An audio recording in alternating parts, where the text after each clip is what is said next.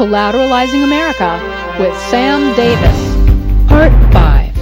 In 1933, when they put into place HJR 192, all people in government became what's known as a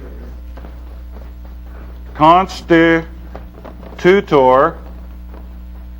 of government. A constitutor in government. Now, I think it's real interesting that definition for that word in the law dictionary is found on the same page as constitution, and it's almost the same word. Constitutor, constitution. Okay? Now, you need to know something. From about May and June of last year to about 2.5 months ago, I didn't do anything and accept it for value except think about it. Nothing. I didn't encourage anybody to do it. I wasn't out talking about it. There was nothing new to me. I didn't see any light at the end of the tunnel. I believed it to be true. I believed that it worked. And I believed that government was going to do everything in their power to stop it. And I believed that they had effectively done so. I no longer believe that. Okay? When my friends called me from Ohio and said, Sam, you need to look at this word. And the word was constitutor. And here's the definition of it. And you have this in your packet. It's on about the next to the last page. 2 pages in from the last page. It's the 3rd page in. Constitutor. He who promised by a simple pact to pay the debt of another. And this is always a principal obligation. An oath of office is a simple agreement or pact made by a person in government. They hold all the gold. They hold all the property. You have no money. Therefore, by that oath of office, they are to discharge your debt dollar for dollar. They are the holder of the principal obligation of you and me. Okay? That's public policy. When they take that oath of office, they say, yes, I am in government, I'm going to uphold public policy, and their primary principal obligation, that means first duty, is to pay the debts of another. How about that? Okay? That's public policy. That's acceptance for value. There's only one person in government who can discharge your debt. That's the judge. When you go to bankruptcy court, what happens? Your debts are discharged by who? The judge.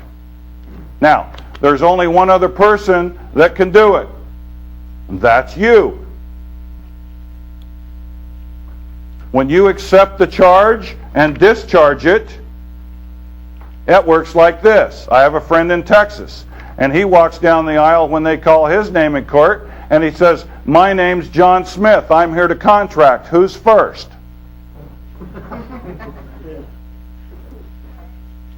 And the first person that speaks, he says, what's your name? Do you have a claim against me? Let's make a contract. You ought to see him head for the highlands. They don't want to come up with anybody that knows what they're doing. Okay? Because if you come in there and know what you're doing, they got a problem. There's all kinds of sheeple out there to pluck. Sheeple or pluck?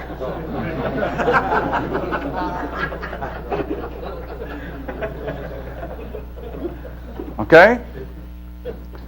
Now, when there's a courtroom full of willing, paying customers, why do they want to mess with you? That's what they decided with Travis. Okay? That's what they're deciding with people all over the country that do what we do. Why do they want to mess with you when there's a courtroom full of people there that will more than be willing to pony up to the bar and write a check?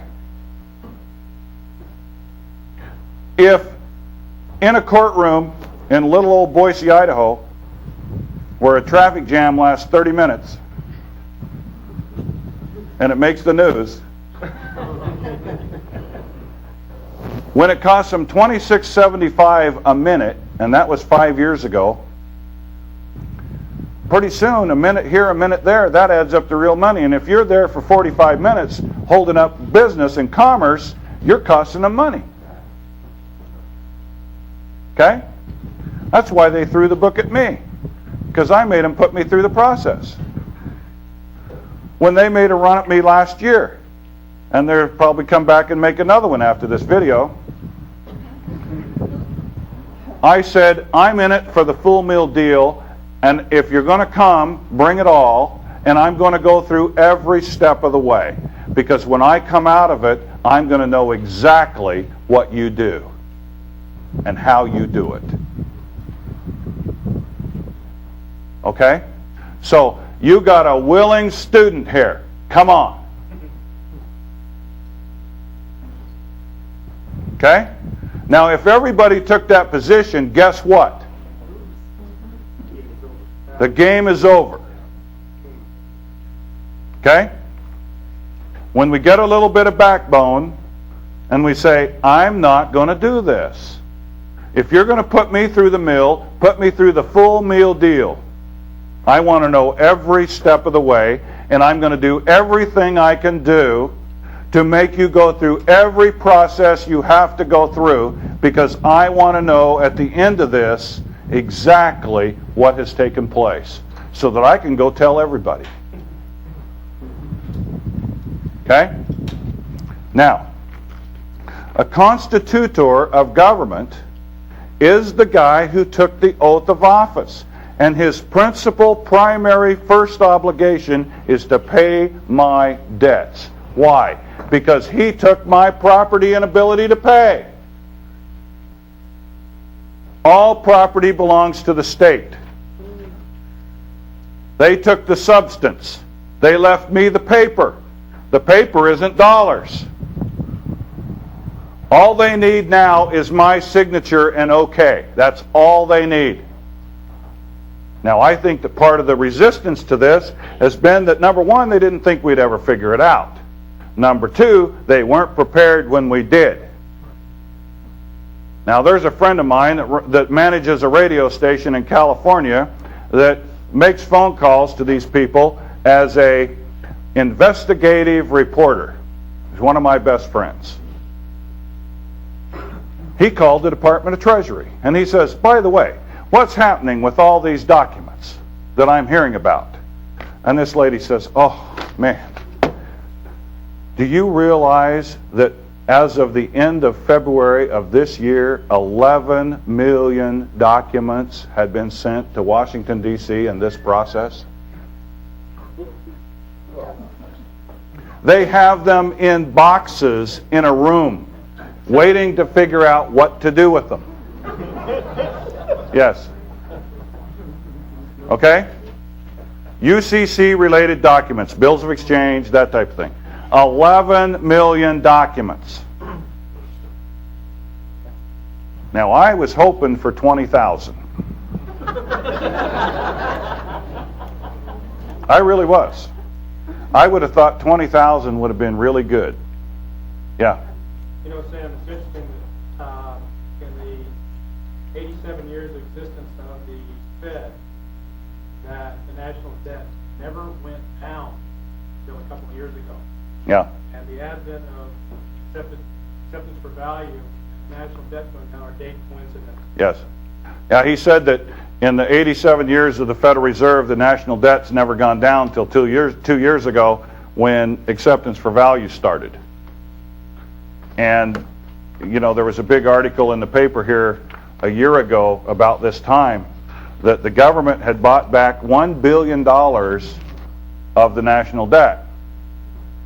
Well, gee, out of $5 trillion, that's pretty good. It's a good start. Where's that money coming from? I didn't realize the economy was that good. I mean, it had to come from somewhere. The constitutor of government with the principal obligation works like this. This is a letter that I wrote for a friend of mine who's a client to the judge.